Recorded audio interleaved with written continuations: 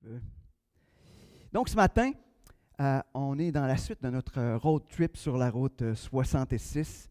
Et ce matin, on va voir un livre qui est tellement petit que ça se peut que vous passez par-dessus parce qu'il tient dans une page dans la Bible. Moi, dans ma Bible, ça tiendrait sur une page. Donc, un tout petit livre dans l'Ancien Testament, le plus petit livre de l'Ancien Testament. 21 versets. On va être dans le livre d'Abdias. Et ce que ça me fait penser, c'est quand on part en voyage, qu'on fait un road trip. Puis là, des fois, on arrive dans certains villages, puis sur la même pancarte, c'est marqué « Bienvenue et au revoir ».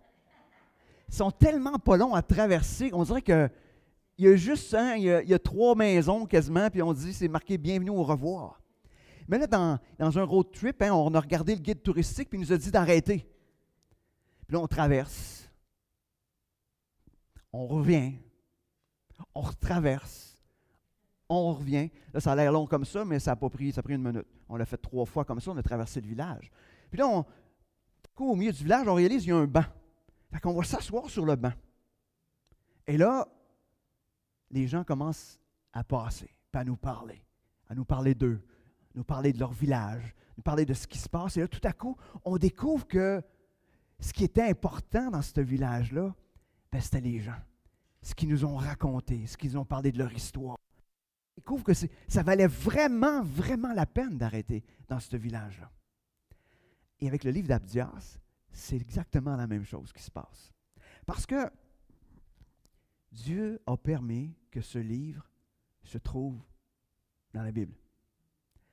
Si Dieu permet que ce livre soit dans la Bible, Dieu qui est le plus grand guide touristique, il a dit, il faut que tu t'arrêtes dans Abdias. Pourtant, quand on lit le livre d'Abdias, je ne sais pas si vous saviez j'enseignais là-dessus cette semaine, peut-être que vous vous êtes dit, je vais le lire voir, tu sais. Puis, je suis sûr que plusieurs se sont dit, on a bien hâte de voir ce qu'il va nous dire. D'ailleurs, quand j'ai traversé le livre en lisant, je me suis posé exactement la même question. Jusqu'à temps que je dise, bien, Seigneur, tu as permis qu'il soit là, ce livre-là. Si tu as permis qu'il soit là, ça veut dire que tu as quelque chose pour nous ce matin dans ce livre-là. Et en même temps, je trouve que l'exercice, elle est intéressante.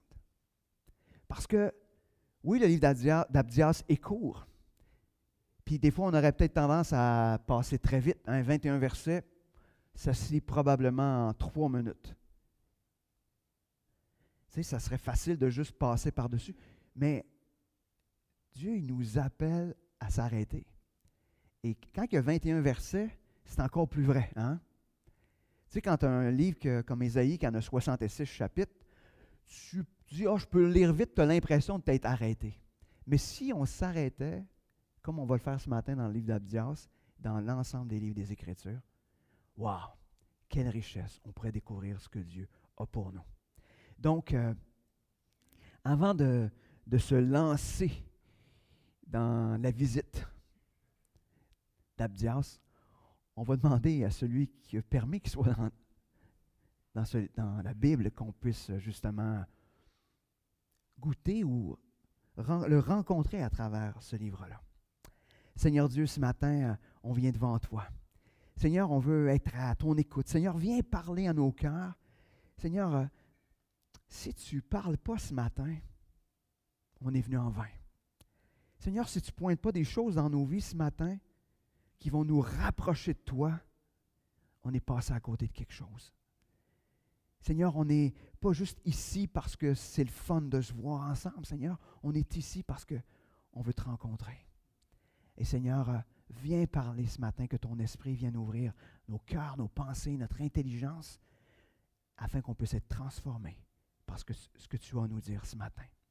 Merci, merci Seigneur de mettre des livres comme Abdias dans les Écritures afin de nous parler. Merci. Amen. Là, je réalise que je priais comme ça, mais la cam est là. Désolé ceux qui étaient à la maison, vous avez vu mon profil. Heureux pour vous. Il y avait les yeux fermés en principe si on priait. Mais on va continuer.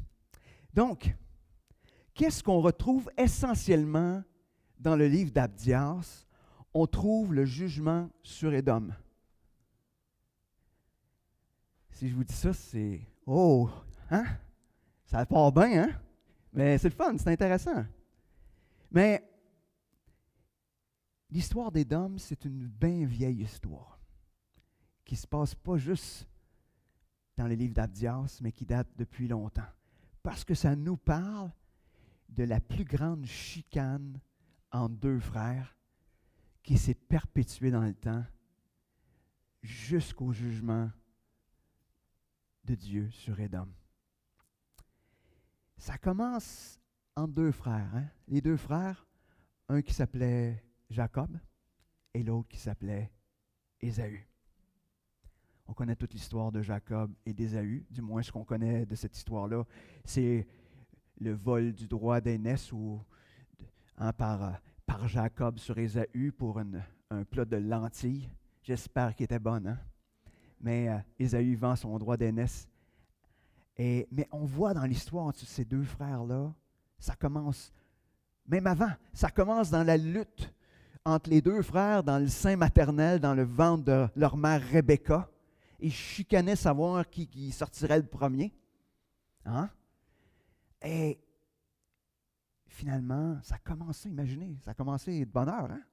Après ça, donc, le plat de lentilles, le droit d'aînesse qui est là, c'est quelque chose. Mais juste peut-être nous remettre dans l'histoire, dans Genèse 25, versets 21 à 26, on va juste voir le début de l'histoire de cette guerre-là entre ces deux frères-là. À partir du verset 21, donc, Isaac implora l'Éternel pour sa femme, car elle était stérile, et l'Éternel l'exauça. Rebecca, sa femme, devint enceinte. Les enfants se heurtaient dans son sein, et elle dit, « S'il en est ainsi, pourquoi suis-je enceinte? » Elle alla consulter l'Éternel, et l'Éternel lui dit, « Deux nations sont dans ton ventre, et deux peuples se sépareront au sortir de tes entrailles. Un de ces peuples sera plus fort que l'autre, et le plus grand sera assujetti au plus petit. » Les jours où elle devait accoucher s'accomplirent, et voici, il y avait deux jumeaux dans son ventre. Le premier sortit entièrement roux, comme un manteau de poil, et on lui donna le nom d'Ésaü. Ensuite sortit son frère, dont la main tenait le talon d'Ésaü, et on lui donna le nom de Jacob. Isaac était âgé de 60 ans lorsqu'ils naquirent. Imaginez, ça commence un peu difficile. Tu sais. En tout cas, ça, c'est le genre d'accouchement que tu ne racontes pas à une femme qui est enceinte de jumeaux. Là. Tu dis, oh non, tu gardes ça secret, hein, tu ne racontes pas ça. Mais un accouchement donc difficile, mais une guerre entre deux nations qui étaient pour naître de ces deux frères-là. Donc,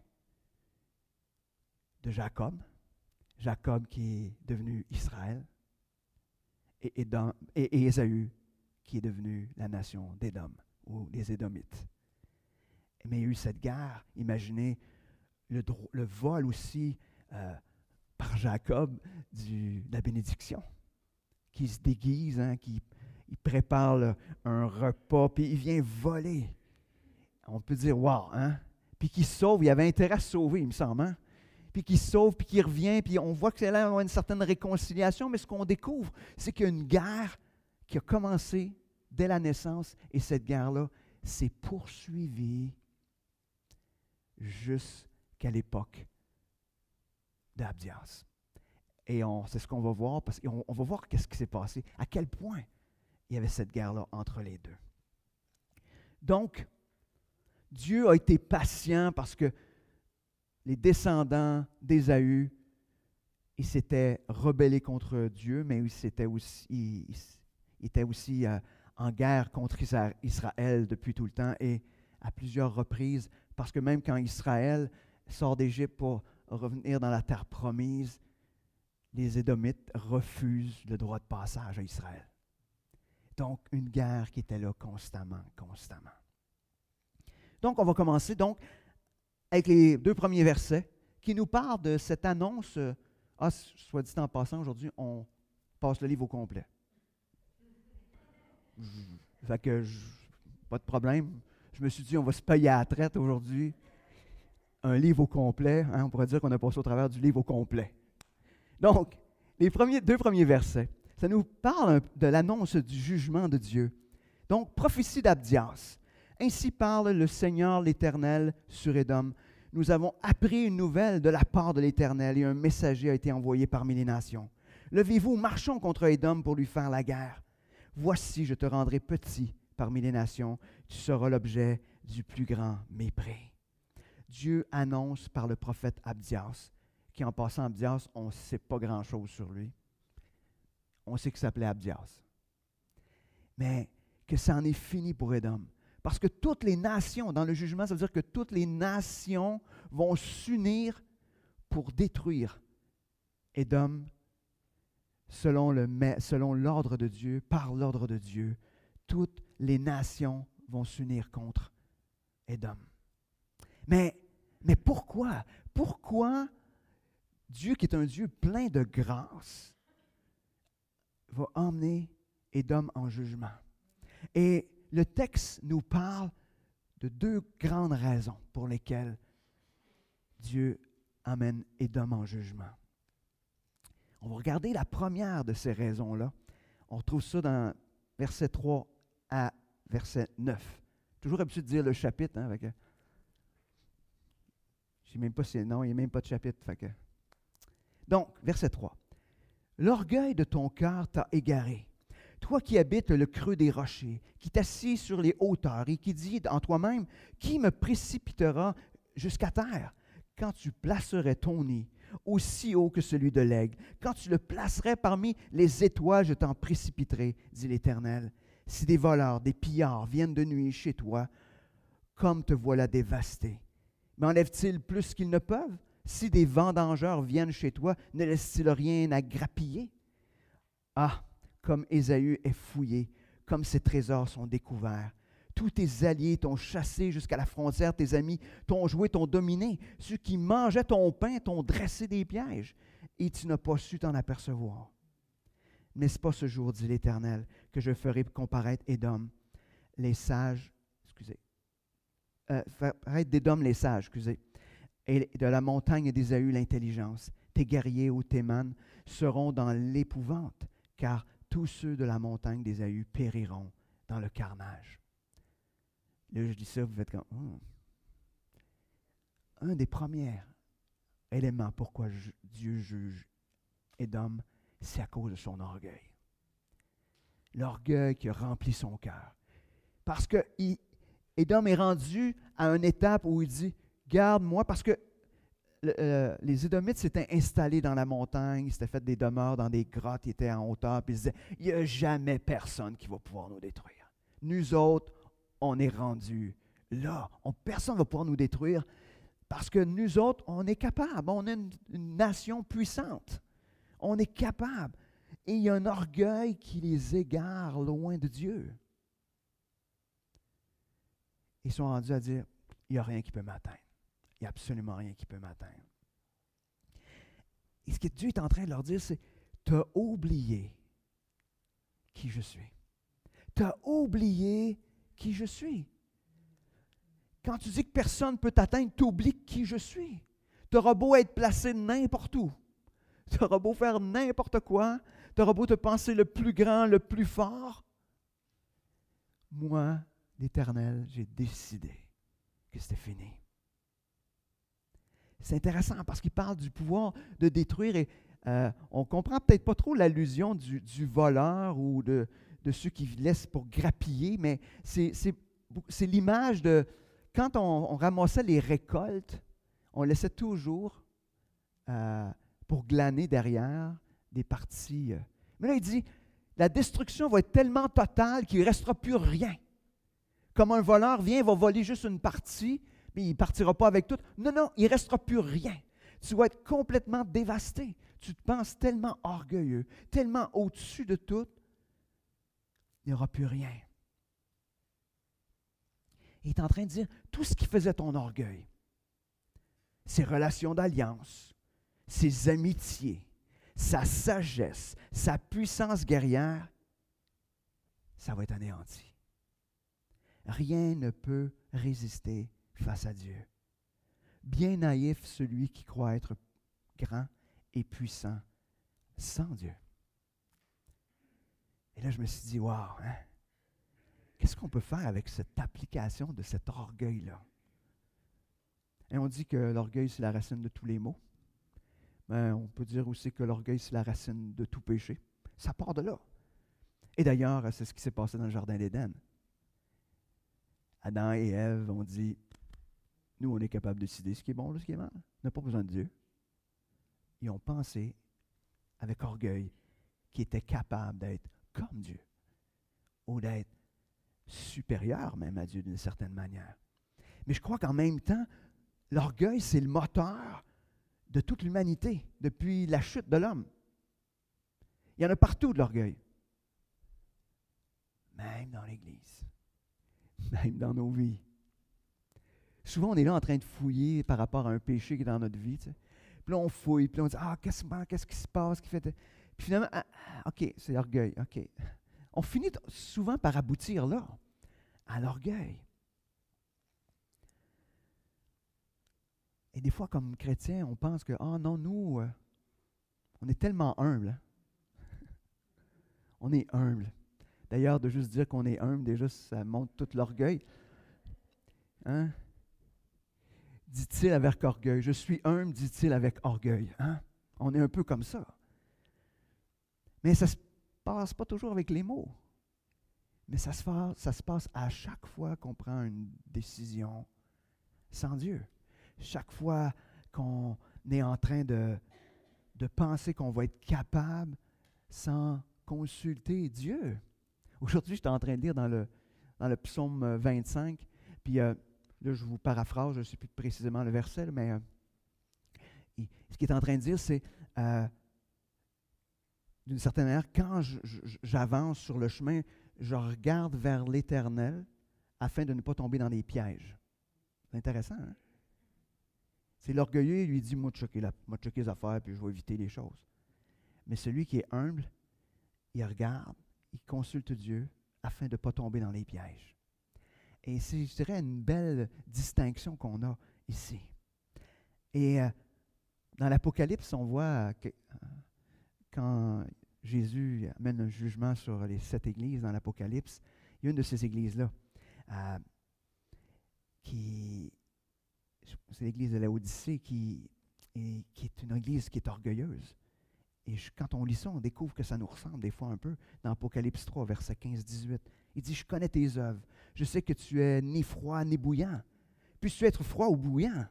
Ainsi, parce que tu es tiède et que tu n'es ni froid ni bouillant, je te vomirai de ma bouche.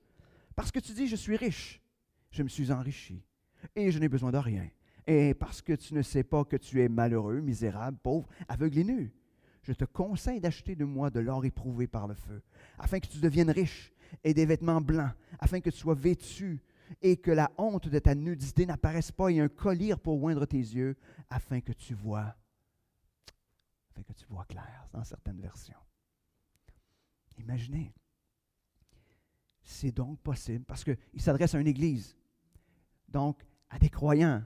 Hein, dans le livre de l'Apocalypse, ce n'est pas des non-croyants, c'est des croyants. Mais des croyants qui pensent être rendus, qui pensent que je suis riche, tout est beau, tout est parfait, tout est... Et je trouve que ça ressemble souvent à l'image de l'Église, je veux dire, de l'Occident. Pas de l'Église de Saint-Liboire, mais de l'Église dans notre... Tu sais, où on pense tout va bien, qui fait qu'on n'est ni froid ni bouillant. Qu'on n'est ni froid ni bouillant. Je crois que Dieu nous appelle, autant quand on regarde ça, mais autant à ce que le livre d'Abdias nous interpelle, parce que quand on voit la conséquence sur Édom de l'orgueil, on est interpellé à laisser Dieu nous sonder et à renoncer à l'orgueil qui est dans nos vies. La question ce matin n'est pas de savoir, suis-je orgueilleux, Seigneur, ou pas? La question n'est pas là. La question est, Seigneur, peux-tu montrer dans ma vie où je suis orgueilleux? Peut-être que Dieu va dire, je vais te montrer où tu ne l'es pas. Ça va être plus simple, peut-être, je ne sais pas, peut-être pour certains. Mais que Dieu puisse pointer. Puis Dieu fait les choses bien. Dieu, c'est un Dieu de grâce, miséricorde. Il ne dira pas, voici toutes les places que tu es orgueilleux. Là. Même si on sait très bien qu'il pourrait le faire. Mais en général, ce que Dieu fait, c'est, voici ça. Viens devant moi avec ça. Laisse-moi œuvrer dans cet aspect-là de ta vie. Et donc, que Dieu puisse nous sonder puis nous emmener à marcher dans l'obéissance par la foi. Puis qu'on s'appuie sur sa grâce. Et je vous dirais, ce matin, ne dites pas « Je vais me débarrasser de l'orgueil par mes propres forces. » Ça ne marche pas. On vient de passer à côté. L'orgueil nous dit « Je suis capable. » On le sait tous, là. On a eu des fois des péchés dans notre vie, puis on se dit « Ah, je vais être capable. » Voyons, quand même. Ressaisissons-nous, on va être capable.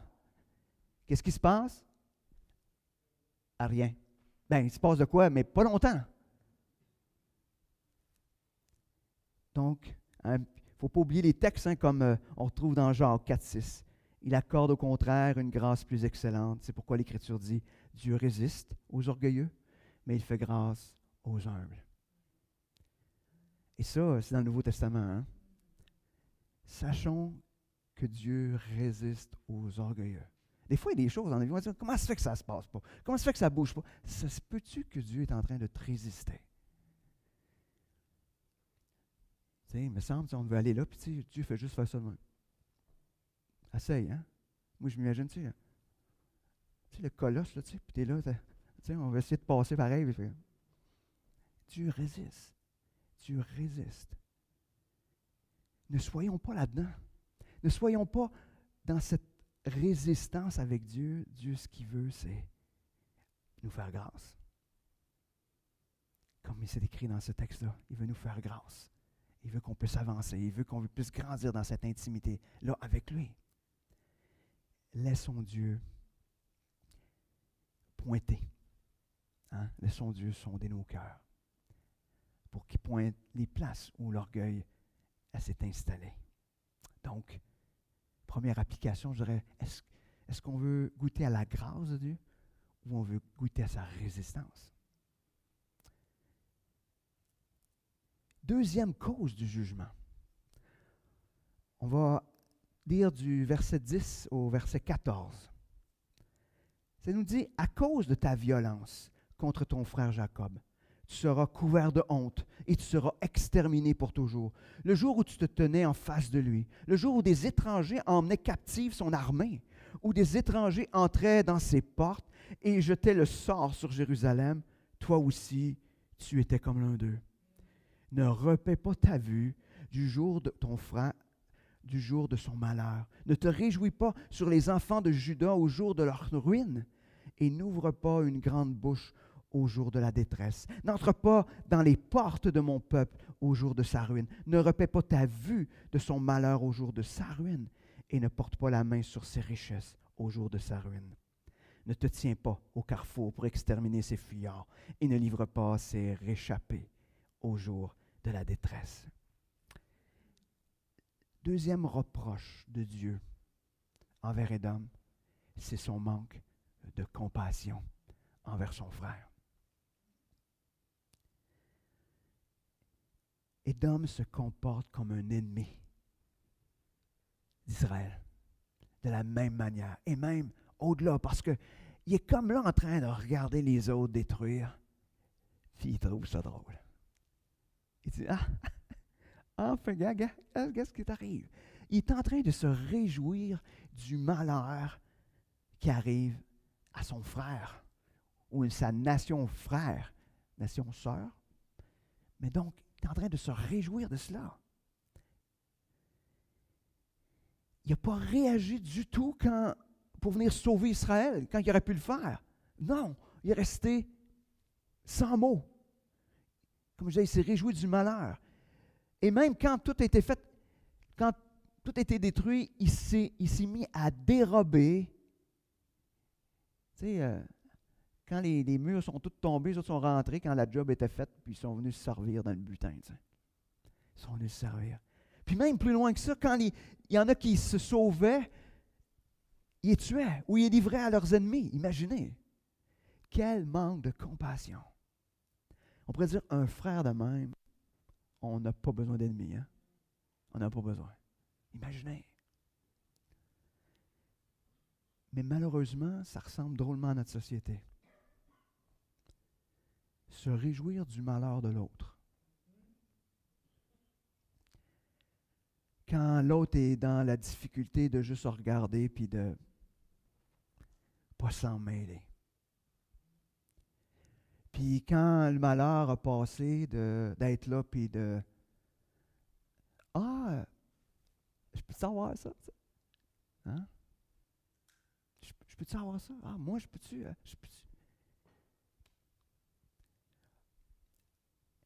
Est-ce que ça ressemble à notre société? Quelle tristesse! Est-ce que ça se peut que comme chrétien, on soit de même? Mais non. Impossible. Impossible. Mais si c'est impossible, comment ça se fait que dans 1 Corinthiens 13, un texte qu'on connaît super, du verset 4 à 7, ça nous dit la charité ou l'amour, hein, parce que selon la version, est plus âgé, c'est la charité. Mais mettons ça par l'amour. Hein? Parce que charité, ça n'a pas beaucoup de sens pour les plus jeunes, dont je fais partie quand même. La charité est patiente. Elle est pleine de bonté. La charité n'est point envieuse. La charité ne se vante point. Elle ne s'enfle point d'orgueil. Elle ne fait rien de malhonnête. Elle ne cherche point son intérêt. Elle ne s'irrite point. Elle ne soupçonne point le mal. Elle ne se réjouit point de l'injustice, mais elle se réjouit de la vérité. Elle excuse tout. Elle croit tout. Elle espère tout. Elle supporte tout. Si Dieu permet qu'on se retrouve avec un texte comme ça dans 1 Corinthiens, ça veut dire que ça se peut que comme croyants, on ait en quelque part un manque de compassion. Mais en même temps, 1 Corinthiens 13 que je viens de lire, y a-tu quelqu'un qui est capable de faire ça? Y a-tu quelqu'un là? Même si ça fait plein d'années que vous êtes chrétien, y a-tu quelqu'un? Levez votre main. À la maison, vous pouvez le faire, je ne vous verrai pas. Y a-tu quelqu'un? C'est impossible. C'est impossible.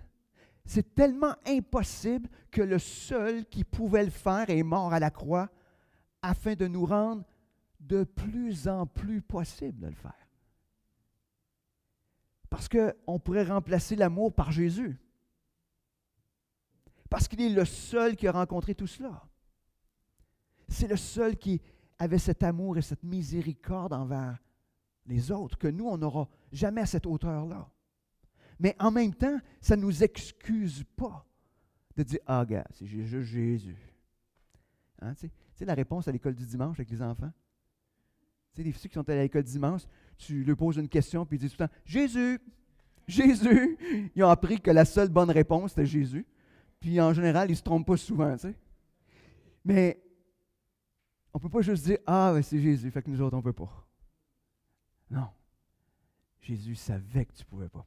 Il est mort à la croix pour ça, afin que par son amour qu'il a eu envers nous, nous soyons capables d'aimer de mieux en mieux, de plus en plus, les autres qui nous entourent. Et qu'on soit remplis de patience, de bonté, qu'on n'envie pas les autres, qu'on ne se vante pas, qu'on n'est pas en train de s'enfler d'orgueil, qu'on ne cherche pas ce qui est malhonnête, qu'on n'est pas en train de chercher notre intérêt, mais l'intérêt de l'autre.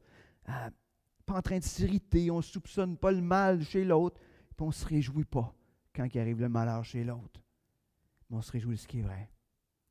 Prêt à excuser, prêt à pardonner, prêt à croire, prêt à supporter, prêt à espérer. Humainement, ça ne se fait pas. Mais Dieu veut produire cela en nous.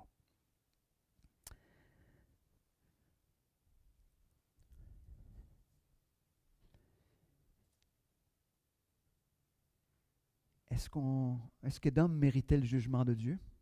Oui. Son orgueil, son manque de compassion. Est-ce que nous, on méritait le jugement de Dieu? Eh oui. Notre orgueil, notre manque de compassion. On prend juste ces deux éléments-là, hein? Mais en même temps, amen. Tu sais, c'est pas noir aujourd'hui. Il y a cette bonne nouvelle, comme je vous disais tantôt, de Jésus qui est mort justement pour ça. Parce qu'on méritait le jugement, on méritait la condamnation.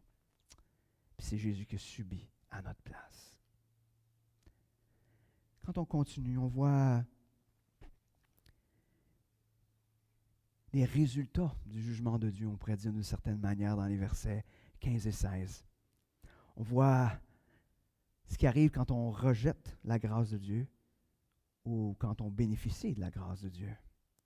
Donc, verset 15. « Car le jour de l'Éternel est proche pour toutes les nations. Il te sera fait comme tu as fait. Tes œuvres tomberont sur ta tête. Car comme vous avez bu sur ma montagne sainte, ainsi toutes les nations boiront sans cesse. Elles boiront, elles avaleront, et elles seront comme si elles n'avaient jamais été. Mais le salut sera sur la montagne de Sion. Elle sera sainte, et la maison de Jacob reprendra ses possessions. La maison de Jacob sera un feu, et la maison de Joseph une flamme. Mais la maison d'Ésaü sera du chaume, qu'elles allumeront et consumeront. Il ne restera rien, la maison d'Ésaü, car l'Éternel a parlé. Une chose qui est claire quand on lit ce texte-là, il va y avoir un jugement final. Comme pour Ésaü et comme pour Israël, le jugement final. Mais on sait qu'il va y avoir un jugement final. C'est clair. Puis, ce qui est intéressant, c'est que le jugement va être en fonction de ce qu'on a cru. Et ce qu'on a fait à partir de ce qu'on a cru. Pas à partir de ce qu'on a fait, mais à partir de ce qu'on a cru, à partir de ce qu'on a fait. Et ce texte-là retentit jusque dans le Nouveau Testament, on pourrait dire, quand on lit dans Hébreux 10, versets 30-31. Ça nous dit, « Car nous connaissons celui qui a dit, à moi la vengeance, à moi la rétribution. Et encore, le Seigneur jugera son peuple. C'est une chose terrible que de tomber entre les mains du Dieu vivant. » Et aussi dans Galates 6, verset 7, « Ne vous y trompez pas, on ne se moque pas de Dieu. Ce qu'un homme aura semé, il le moissonnera aussi. »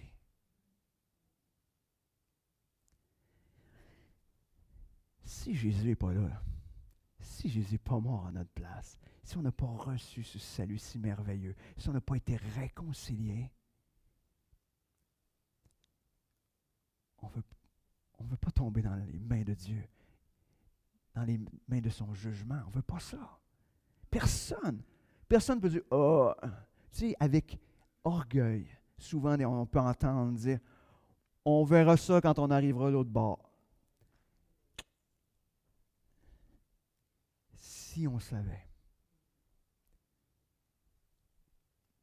Mais nous, on le sait. Nous, on le sait. Ça devrait mettre de la tristesse dans notre cœur quand quelqu'un dit « On verra ça d'autre bord. » Parce qu'ils ne savent pas. Ils ne savent pas ce qui s'en vient. Est-ce qu'un homme va semer, il va aussi le récolter? Non, plutôt, semer, il va le moissonner aussi. À cause de tout cela, moi, je pense que ça doit nous mettre à genoux. À genoux pour tous ceux qui sont sans Christ, qui nous entourent. De ceux qui sont tout près de nous, dans notre famille proche, dans nos amis, nos voisins, pour le Québec, le Canada, pour le monde entier. À chaque fois qu'on voit l'orgueil, qu'on voit le manque de compassion, ça devrait nous mettre à genoux. Pour dire, Seigneur, permets qu'ils puissent voir, permets qu'ils puissent entendre, qu'ils puissent comprendre qu'il y a un jour où le jugement va arriver. Ça va être final. Ça va être final. Mais ce qui est magnifique dans ce texte-là, tout comme la promesse faite à Abraham puis accomplie en Christ, le texte d'Abdias nous dit qu'il y aura une ouverture. Parce que toutes les nations, le texte nous dit, toutes les nations auront accès à boire cette eau qui est rassasiée. Imaginez. Est-ce que nous, on est rassasiés de cette eau-là, qui est Jésus? Si ce n'est pas le cas, vous êtes en train de boire à mauvaise place. Vous êtes en train de boire ce qui n'est pas Jésus. Si vous n'êtes pas rassasié, c'est parce que de quoi vous ne comprenez pas, vous ne réalisez pas. Mais prions pour ceux qui sont en train de boire n'importe quelle eau de Faucet. On va dire de même, ça va être plus joli. Hein? Pensant que ça va lui faire du bien, pensant que... Non, prions pour que tous puissent être rassasiés. Et Cette partie-là finit en nous parlant que ceux qui auront cru vont prendre possession de la montagne sainte. Ça veut dire qu'ils vont être dans la présence de Dieu. Imaginez quand Moïse est allé sur la montagne sainte, il est descendu, les gens ont fait ça de même. Cache-toi, cache ta face. T'es ben trop brillant. C'est ce qu'ils ont fait.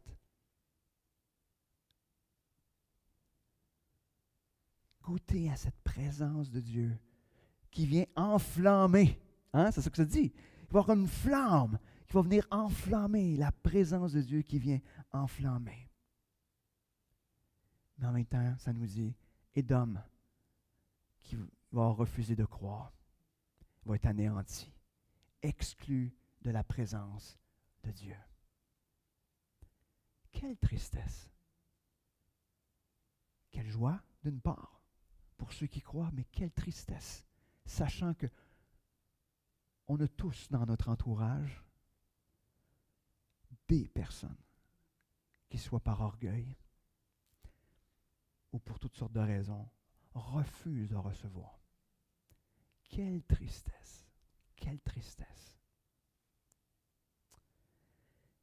Le texte termine en nous parlant de la gloire finale, une image de la gloire finale, qui un jour, très bientôt, je l'espère, on va pouvoir être tous dans cette gloire avec notre Père Céleste. Abdias 19, 21. Ceux du Midi posséderont la montagne d'Ésaü et ceux de la plaine, le pays des Philistins. Ils posséderont le territoire d'Éphraïm et celui de la Samarie. Et Benjamin possédera Galaad.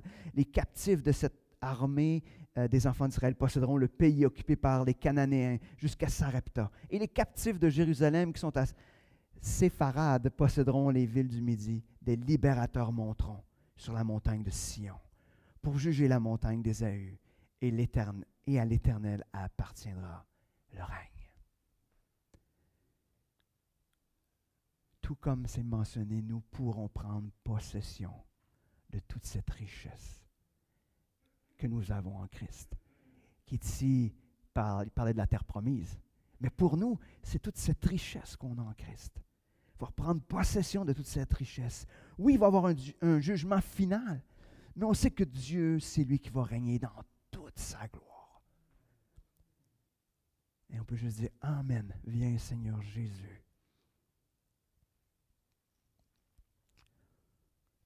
Donc, en conclusion, le livre d'Abdias, bien que court, nous présente un message puissant et nous montre ce qui arrive à ceux qui rejettent la parole de Dieu et sa grâce et ceux qui se révoltent par orgueil.